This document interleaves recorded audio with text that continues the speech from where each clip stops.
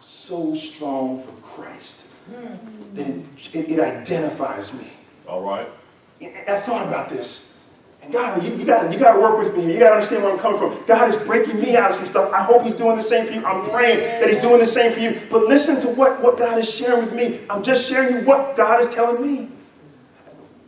For years, I've lived under the offense of not wanting to be a holy roller. All right. I've lived under the offense of saying, I don't want to be the one that when I show up, they say, oh, here he comes with the Bible again. I lived under the offense that I don't want to offend anyone.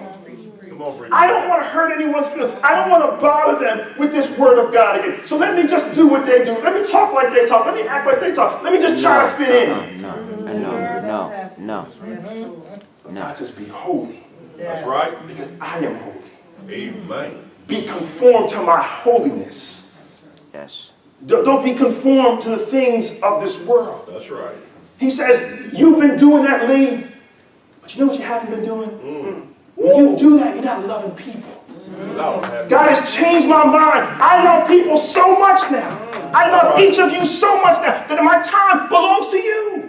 My time belongs to my son and my wife. My time belongs to the people of God.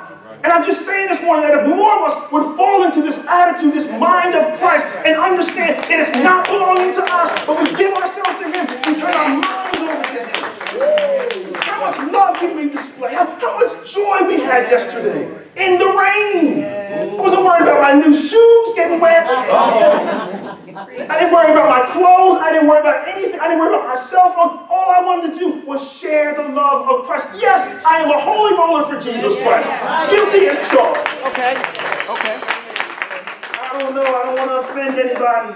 You know the policy here at the job. Be wise. Be gentle. Pray to God for an opportunity. Keep your mind stayed on him. He'll open the door. There will be a time when God will bring them to their knees and they'll be coming right to you. And you say, there you go, God. That's right. And when they do, don't sell them a copier machine. Don't try to give some sales technique. Just say, I once was blind, but now I see. That's right. My marriage used to be tough as well. But let me tell you what Jesus Christ did for me. Have the mind of Christ. Not an intoxicated mind. A sober mind. Sober mind. Not a stuck mind, inactive mind, because I'm still so bound down with the things of this world. Gird up this morning through the word of God and be ready for action. Then he says you also have to mind your passions. Let your passion be in Jesus Christ. Let your passion be for the love of Christ and what he did for you, what he will ultimately do for you when he calls you home and he displays before your eyes all the grace that he's had to pour out in your life. Time and time again, unending, unflowing is the grace of God. And now I will live the rest of my life loving people so much because he loved me so much. That's Yes. right. Yes. God has freed me from spiritual conceit, spiritual stuckness, where I'm so into me and so worried about me, I don't want to offend anyone. But he says, you will be offended when you get to the end of this world and find out that you were so worried about yourself. Forgot about God. And he says, depart from me. You didn't spend any time loving me, talking about me. Your mind wasn't stayed on me. Yes, you carried a big Bible. But where's your heart? Where's your mind? That's it, the heart.